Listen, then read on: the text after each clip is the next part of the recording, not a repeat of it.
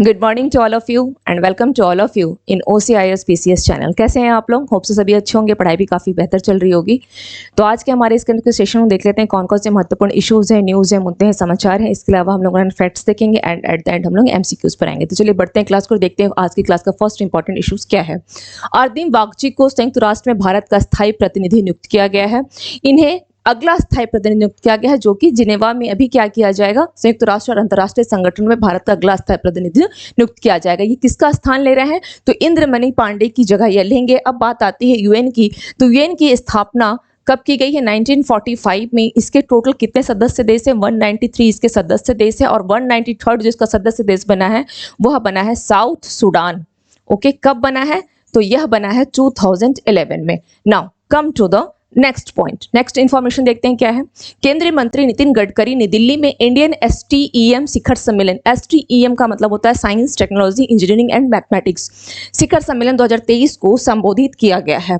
अब कहाँ पर किया गया है? तो 5वां संस्करण, ये इसका एडिशन को ध्यान रखिएगा कि STEM का ये 5th एडिशन था जो कि दिल्ली में आयोजित किया गया है। इसके अंतर्गत कौन कौन STEM में विज्ञान, प्रौद्योगिकी, इंजीनियरिंग और गणित है। इसके अंतर्गत जो शिक्षार्थी हैं, जो स्टूडेंट्स हैं, उनके लिए उनकी जो महत्वपूर्ण सोच है समस्या सुलझाने के लिए, इसके अलावा कल्पना, प्रश्नोत्तर, अन्वेषण कौशल को बढ़ावा देता है। यह भारत में अगर बात की जाए STEM के सब्जेक्ट से जो स्नातक है, ग्रेजुएट हैं, तो ये सबसे अधिक डिग्री जो है इन्हीं के पास है। अगर गर्ल्स के साथ कंपेयर किया जाए तो गर्ल्स करीब 57% की तुलना में बॉयज़ का कितना 85% जो है इस दिशा में करियर बनाने के लिए इच्छुक होते हैं। और अगर भारत में STEM क्षेत्र में 95% अगर बच्चों के लिए रोल मॉडल कौन होते हैं?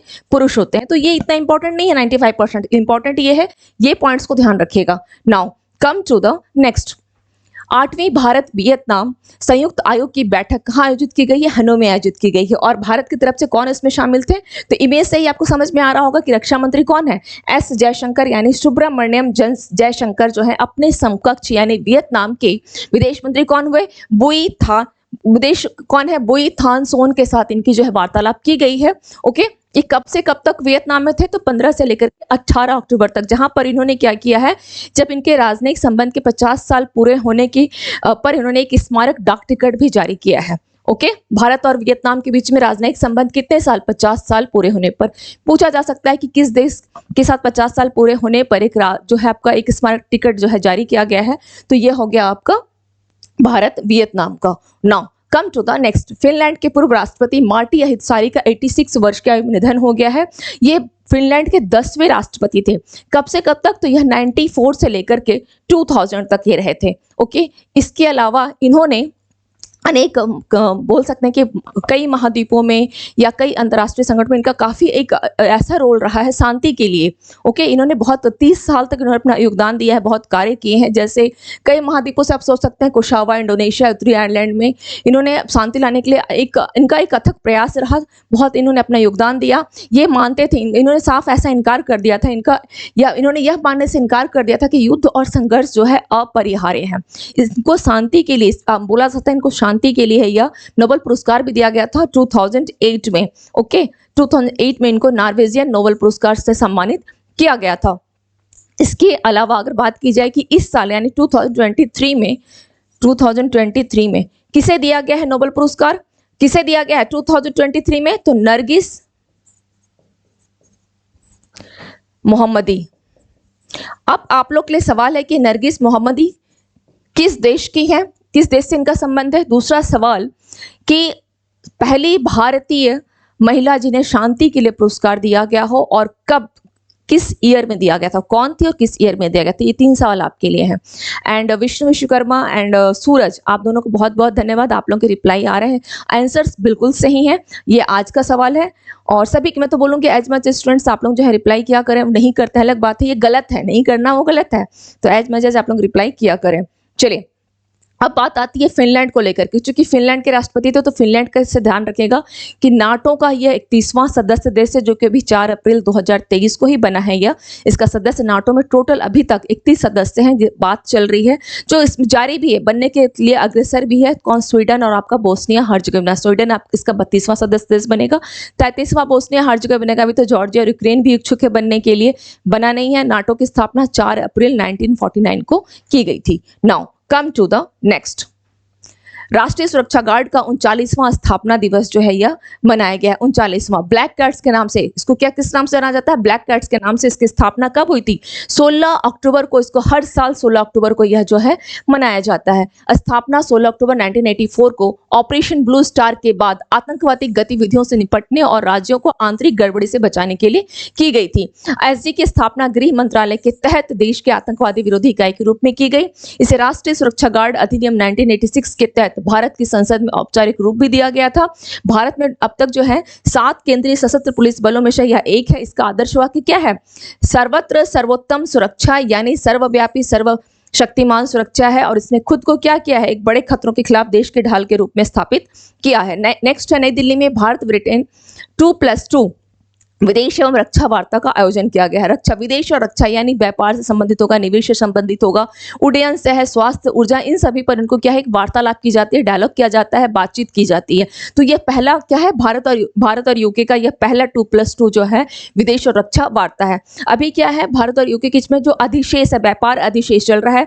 एफडीआई में अगर बात की जाए तो यूके के लिए सेकंड स्थान पे कौन है? भारत है। और भारत इसके जो आपका यूके के लिए, अगर ब्रिटेन की बात की जाए तो इसके लिए जो निर्यात गंतव्य में 7वां स्थान जो है कौन सा है? यूक्रेन के लिए, यूके के लिए कौन सा है 7वां स्थान? तो आपका भारत है। ओके, 7वां निर्यात गंतव्य स्थान है ये भारत के लिए। चलिए नेक्स्ट देख लेते हैं क्या है। केंद्रीय बिजली और नवीन एवं नवीकरणीय ऊर्जा मंत्री श्री आर.के. सिंह ने EV ready India dashboard launch किया है। ईवी रेडी यानी electric vehicle ready India dashboard को लॉन्च किया है। इलेक्ट्रिक व्हीकल जो चार्जिंग स्टेशन वगैरह होती है, भारत में सबसे ज्यादा अगर चार्जिंग स्टेशन की बात की जाए तो कहाँ है? महाराष्ट्र और दिल्ली में चल रहा है, सबसे अधिक है यहाँ पर। तमिलनाडु जो है अगर बात की जाए तो यह जो आपकी जो टू व्हीकल होती है, यानी टू व्हीलर जो व्हीकल होती है, उसके निर्माण केंद्र के रूप में हुआ है इलेक्ट्रिक 2 व्हीकल। ओके, महाराष्ट्र की बात की जाए तो इलेक्ट्रिक 4 व्हीकल है। और अगर तेलंगाना की बात की जाए तो इलेक्ट्रिक 3 व्हीकल है। तो ये सब कुछ जो स्टेट का नाम ध्यान रखिएगा। बैटरी जो निर्माण में तो किसका आएगा? गुजरात का नाम आएगा। कर्नाटक जो है अनुसंधान और विकास में अग्रणी है। चंडीगढ़ में सबसे कम सार्वजनिक चार्जिंग सप्लाई टैरिफ कितनी लग रही है? 3.6 रुपीज पर किलोवाट है। राष्ट्रीय औसत से 13 रुपीज 0.74 रुपए किलोवाट की तुलना में 73% से भी कम है। और केंद्रीय मंत्री ने क्या कहा है कि कार्बन उत्सर्जन में जो परिवहन का हिस्सा है वो 18% है। 18%, ठीक है। सरकार ने पहली बार जो चार्जिंग की बात की गई थी, इलेक्ट्रिक व्हीकल चार्जिंग को कब लेकर के आया था इलेक्ट्रिक वाहनों की चार्जिंग के लिए? तो 2018 में पहला इसका दिशा आदेश जो है वह जारी किया गया था, यानी आज से 5 साल पहले। गोवा काजू को जीआई टैग दिया गया है, ठीक है। और गोवा जो है सबसे पहले कहाँ से आया था? तो गोवा पूर्वोत्तर ब्राजील से, ये अमेरिका के पूर्वोत्तर ब्राजील से हुई थी और इसकी शुरुआत, ठीक है, इसकी उत्पत्ति वहीं से हुई है, लैटिन अमेरिका के पूर्वोत्तर ब्राजील से। और ये भारत यानी गोवा कब आया? 16th सेंचुरी यानी 1570 ईस्वी में किसके द्वारा लाया गया था? पुर्तगालियों के द्वारा लाया गया था। इसके अलावा अरुणाचल प्रदेश के भी कुछ उत्पाद को जीआई टैग दिया गया है। कौन कौन से हैं? तांगशा वस्त्र हो गया, याक खुरपी हो गया, और इसके अलावा खाओ चावल को दिया गया है। जम्मू कश्मीर के भी कुछ उत्पादों को जीआई टैग दिया गया, जिसे पश्मीना को दिया गया रिसेंटली। इसके अलावा बसोली पेंटिंग है जो 2023 में दिया गया है, और आपकी चिकरी की लकड़ी को भी दिया गया है। तो कुछ उत्पादों को ध्यान रखिएगा। भोपाल का महिला थाना आईएसओ प्रमाणन पत्र प्राप्त करने वाला भारत का पहला पुलिस थाना यह स्टेशन बन गया। एक्चुअली इसने क्या किया? बेसिक स्ट्रक्चर जो होती है, आधारभूत संरचना, उस पर इसने काफी काम किया है। इसलिए भोपाल का यह क्या है? दूसरा ऐसा है जिसे आईएसओ प्रमाणित पुलिस स्टेशन है। पहला कौन सा है? मिसरोद थाना है। और आईएसओ जो है यह प्रमाण पत्र 3 साल के जारी किया जाता है। इसने क्या किया? पुलिस थाना को पीड़ित मित्रत्व बनाया है। यहाँ पर बच्चों के लिए झूला घर बनाया गया है, और अगर महिलाएं हैं, माँ हैं, तो उनको बच्चों को दूध पिलाने के लिए भी एक स्थान का जो एक कक्ष बनाया गया है। 5 से अधिक यहाँ पर शौचालय बनाए गए। तो इन सभी कामों के लिए इनको जो है एक आईएसओ प्रमाण पत्र दिया गया है। 2036 ओलंपिक की मेजबानी के लिए भारत की देवादारी की किसने की पुष्टि की? पीएम मोदी ने पुष्टि की है। अब यहाँ पर बात आती है 141वां अंतर्राष्ट्रीय ओलंपिक समिति सत्र के उद्घाटन के दौरान पीएम मोदी ने मुंबई में जियो वर्ल्ड सेंटर में यह घोषणा की है। 141वां इसमें क्या है? एक्चुअली ये दूसरा है, ठीक है। इसका कहाँ पे किया गया था? इसकी घोषणा उन्होंने कहाँ किया है? तो यह किया है उन्होंने मुंबई में जियो वर्ल्ड सेंटर में। और आईओसी के अध्यक्ष कौन है? थॉमस बाक है। थॉमस बाक इसके अध्यक्ष हैं। इसका हेडक्वार्टर स्विट्जरलैंड है। 1894 में इसकी स्थापना की गई थी। इसके पीएम मोदी ने ये भी कहा कि भारत जो है 2029 में युवा ओलंपिक की मेजबानी करने के लिए भी इच्छुक है, इंटरेस्टेड है। इसके अलावा 40 वर्षों के बाद जो है भारत दूसरी बार आईओसी की सत्र की इसने मेजबानी किया है। पहली बार इसने कब किया था? पहली बार इसने किया था 1983 में, जो कि 86 सेशन था और यह नई दिल्ली में आयोजित किया गया था। Now come to the next. PM Modi global maritime India summit के तीसरे संस्करण का यह उद्घाटन करेंगे। पहला संस्करण 2016 में किया गया, दूसरा संस्करण 2021 में, और 2016 में जो यह आयोजित किया गया वो कहां से किया गया था? तो 2016 में जो किया गया है यह हुआ है आपका तीसरा संस्करण था, तो 2016 में यह मुंबई में किया गया था। ओके, ग्लोबल मैरीटाइम समिट का तीसरा संस्करण मुंबई में आयोजित किया जाएगा। मुंबई में। तीसरा भी कहां पर है? मुंबई में। ठीक है। यह भारत का सबसे बड़ा क्या है? समुद्री आयोजन है। इस आयोजन में समुद्री आयोजन सबसे बड़ा है। एक्चुअली इसका मोटो क्या है कि समुद्री जो एरिया है, क्षेत्र में अधिक से अधिक निवेश को आकर्षित करना। इसमें कौन कौन? यूरोप, अफ्रीका, दक्षिण अमेरिका और एशिया के प्रतिभागी भाग लेंगे। इसमें इवन भारतीय राज्यों के प्रतिनिधि भी इसमें शामिल होंगे। अगर बात की जाए तो वैश्विक स्तर पर सीईओ, बिजनेस लीडर, निवेशक, अधिकारी, अन्य लोग भी इसमें शामिल हो रहे हैं। इसने क्या किया है? इसने शिखर सम्मेलन के दौरान मोदी जी जो है समुद्री नीली अर्थव्यवस्था के लिए एक दीर्घकालिक रोड मैप यानी अमृतकाल विजन 2047 का इन्होंने अनावरण किया। आखिर ये 2047 है क्या? तो इस रोड मैप में बंदरगाह को लेकर के है कि टिकाऊ एक बंदरगाह को सुविधाओं से, क्योंकि अगर आप सुविधा नहीं देंगे तो क्यों कोई निवेश करेगा। तो बंदरगाह की सुविधाओं को बढ़ाना है, टिकाऊ प्रथाओं को बढ़ावा देना है, अंतर्राष्ट्रीय सुविधाओं जो है उसको सहयोग को सुविधाजनक बनाना है। गुजरात का कौन सा है? दीनदयाल बंदरगाह प्राधिकरण में करीब 4,500 करोड़ रुपए से अधिक की लागत से बनने वाला कौन सा है? रिसेंटली बनने वाला है ये Tuna Tekra all weather deep draft उनकी आधारशिला रखेंगे। पहला मैरीटाइम इंडिया शिखर सम्मेलन कब किया गया था? 2016 में। कहाँ हुआ था? मुंबई में। तीसरा कहाँ हुआ? मुंबई में। और दूसरा मैरीटाइम शिखर सम्मेलन 2021 में आयोजित किया गया था, जो कि डिजिटल रूप से हुआ था। डेनियल नोबोआ इक्वाडोर के सबसे कम उम्र के राष्ट्रपति बने हैं। ये केवल 17 महीने के लिए बने हैं, 17 महीने के लिए। ओके, चलिए, और अगर बात की जाए इक्वाडोर को लेकर के तो लैटिन अमेरिका में चौथी सबसे अधिक हत्या दर वाला यह देश है। Now come to the next. अब हम लोग देख लेते हैं आज के रिवीजन पॉइंट ऑफ व्यू से क्या क्या इंपॉर्टेंट है। ऑस्ट्रेलिया ने स्वदेशी लोगों को मान्यता देने के संवैधानिक सुधार को अस्वीकार कर दिया। चूंकि ऑस्ट्रेलिया के जो मूल निवासी है 3.8% है वहां पर पूरी आबादी का, तो इन लोगों को वहां एक्चुअली जनमत संग्रह कराया गया था। पहली बार ऐसा हुआ था जो जनमत संग्रह कराया गया था। क्यों करा गया था? क्योंकि वहां पर ऑस्ट्रेलिया एक ही सिंगल ऐसा राष्ट्रमंडल देश है जहां पे मूल निवासियों के साथ इसने कभी किसी प्रकार का कोई संधि किया ही नहीं है। डॉक्टर भारती प्रवीण प्रवार ने 15 अक्टूबर 2023 को विश्व स्वास्थ्य शिखर सम्मेलन 2023 में प्राथमिक देखभाल में एनसीडी के एकीकरण को बढ़ाने पर उच्च स्तरीय पैनल चर्चा को इसने वर्चुअली संबोधित किया। मनोहर सिंह गिल का निधन हो गया। यह पूर्व मुख्य चुनाव आयुक्त रह चुके थे। यूपी के सीएम योगी आदित्यनाथ ने मिशन शक्ति, जो कि महिलाओं से संबंधित है, कि चौथे चरण की शुरुआत की है। केंद्रीय वाणिज्य और उद्योग मंत्री श्री पीयूष गोयल के द्वारा पीएम गति शक्ति 60 संग्रह का भी जारी किया गया है। रौनक साधवानी ने फिडे वर्ल्ड जूनियर रैपिड शतरंज चैंपियनशिप 2023 जीता है, जो कि अंडर 20 के अंतर्गत उन्होंने जीता है। इनकी उम्र 17 साल है। महाराष्ट्र के नागपुर के रहने वाले हैं। सरकार ने आधिकारिक तौर पर 23 अगस्त को क्या बोला है? राष्ट्रीय अंतरिक्ष दिवस घोषित किया है, क्योंकि चंद्रयान 3 की जो सॉफ्ट लैंडिंग हुई थी वो 23 अगस्त को हुई थी चंद्रमा पर। अनुभवी पत्रकार एस सच्चिदानंद मूर्ति का 68 वर्ष की आयु में निधन हो गया। यह क्या थे? तो ये द वीक और मलयालम मनोरमा जो है उसके दैनिक संपादक भी रह चुके थे। अंतर्राष्ट्रीय ओलंपिक समिति ने यूक्रेन के खिलाफ उल्लंघन के लिए रूस को क्या किया है? अंतर्राष्ट्रीय ओलंपिक जो समिति है उससे इसको निलंबित कर दिया है। केंद्रीय मंत्री पीयूष गोयल ने नई दिल्ली में राष्ट्रीय बौद्धिक संपदा पुरस्कार प्रदान किया। डॉक्टर मनसुख मंडाविया ने कोहिमा में नागालैंड के लिए पहला मेडिकल कॉलेज का उद्घाटन किया है। नाउ विश्व सेरेब्रल दिवस कब मनाया गया? तो यह 6 अक्टूबर को मनाया गया है। अब GEMRE यहाँ पर क्या होगा? GEMRE ओके का अध्यक्ष और प्रबंध निरीक्षक किसे नियुक्त किया गया है? रामास्वामी एन को। किस देश ने परमाणु ऊर्जा महाशक्तिशाली मिसाइल 7 बनाई है? रूस ने बनाया है। अब यहाँ एक और मिसिंग यहाँ पर हो गई है। डैश के नए यानी जियो मार्ट, ओके, जियो मार्ट के नए ब्रांड एम्बेसडर किसको बनाया गया है? महेंद्र सिंह धोनी को। किसे जलवायु परिवर्तन के लिए स्पिनोजा पुरस्कार दिया गया है? डॉक्टर जोगिता गुप्ता, जो कि अमेरिका जो आपके नीदरलैंड के एम्स्टरडम में एक वहां पर पर्यावरण और जो बोल सकते हैं कि विकास के एक प्रोफेसर भी हैं। किस राज्य के याक चुर्पी को जीआई टैग मिला है? अरुणाचल प्रदेश को। इसके अलावा खाओ चावल और तांगसा वस्त्र को दिया गया है। 9वां G20 संसदीय अध्यक्षों का सम्मेलन कहाँ आयोजित किया गया था? नई दिल्ली में किया गया था। किसे मणिपुरी भाषा में बाल साहित्य पुरस्कार मिला है? दिलीप नोंग मैथोम। किस देश को रूपपुर परमाणु ऊर्जा संयंत्र के लिए रूसी एरोनियम कहाँ प्राप्त हुआ है? बांग्लादेश को प्राप्त हुआ है।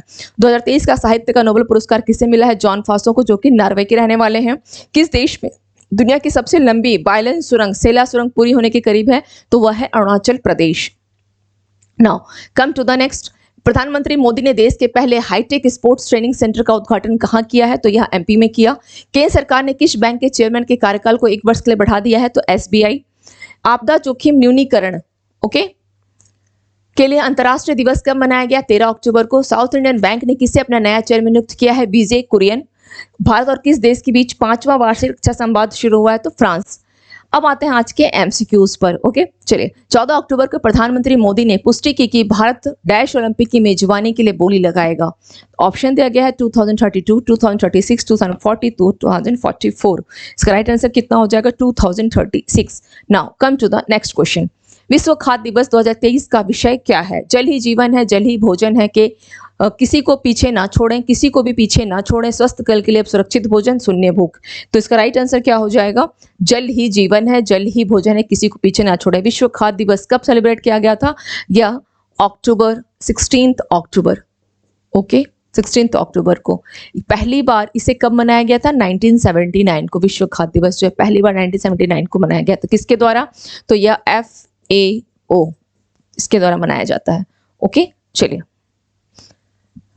पीएम मोदी ने ग्लोबल मैरीटाइम इंडिया समिट के किस संस्करण का उद्घाटन किया? दूसरा, तीसरा, चौथा, छठा। तो कौन सा था यह? तीसरा। यह तीसरा है ग्लोबल मैरीटाइम। इक्वाडोर के अब तक के सबसे कम उम्र के राष्ट्रपति कौन बनेंगे? Daniel Noboa, Luisa Gonzalez, Rafael Correa, Lenin Moreno. तो इसका राइट आंसर क्या हो जाएगा? Daniel Noboa. Now come to the next question. 16 अक्टूबर 2023 को भारत ब्रिटेन 2+2 विदेश और रक्षा वार्ता कहाँ आयोजित की गई? नई दिल्ली, लंदन, ग्लासगो, मुंबई। तो इसका राइट आंसर क्या हो जाएगा? 2+2 यह की गई है नई दिल्ली में। नई दिल्ली में। Now next question. EV ready India dashboard के संदर्भ में कौन सा कथन सही है, स्टेटमेंट सही है, वो बताना है। केंद्रीय बिजली और नवीन तथा नवीकरण ऊर्जा मंत्री पीयूष गोयल की जगह ने EV ready India dashboard launch किया है। इसे थिंक टैंक OMI फाउंडेशन की नीति और उद्योग विशेषज्ञों द्वारा विकसित किया गया था। डैशबोर्ड 2023 तक ईवी अपनाने और संबंधित, ये अपनाने होगा, अपनाने और संबंधित बैटरी मांग पर पूर्ण पूर्वानुमान दिखाता है। तो इसमें बोला कि कौन सा कोड सही है, ये चूज करना है। केवल 1 और 2, 2 और 3, 1 और 3, 1, 2 और 3। तो इसका राइट आंसर हो जाएगा 2 और 3। क्यों होगा 2 और 3? क्योंकि फर्स्ट वाला नहीं होगा, यहाँ पर पीयूष गोयल होकर के RK सिंह होगा। RK सिंह। RK सिंह होगा। Now come to the next question. Goa काजू को जीआई टैग प्रदान किया गया। काजू को गोवा में डैश के द्वारा लाया गया था। डच, फ्रेंच, ब्रिटेन, पुर्तगाली। तो इसका राइट आंसर क्या होगा? पुर्तगाली।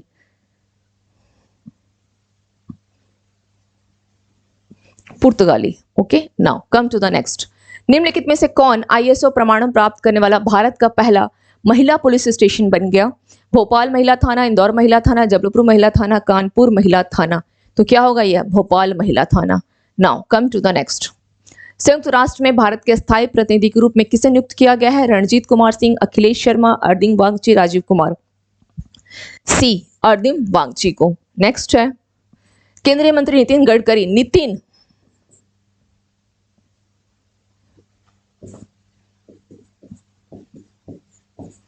गडकरी ने किस शहर में इंडिया एसटीएम शिखर सम्मेलन 2023 को संबोधित किया? चेन्नई, जयपुर, कानपुर, नई दिल्ली। तो इसका कहाँ होगा? नई दिल्ली में। नाउ तो आज की क्लास में लोगों ने जो इतने भी इंपॉर्टेंट इश्यूज थे हम लोगों ने देखा है, MCQs देखे हैं। इसके रिगार्डिंग कोई भी डाउट्स हो तो आप लोग कमेंट सेक्शन में कमेंट करके जरूर पूछिएगा, और कोई सुझाव देना चाहें तो वो भी दे सकते हैं। तो फिर मिलते हैं tomorrow morning. Thank you to all of you and have a nice day.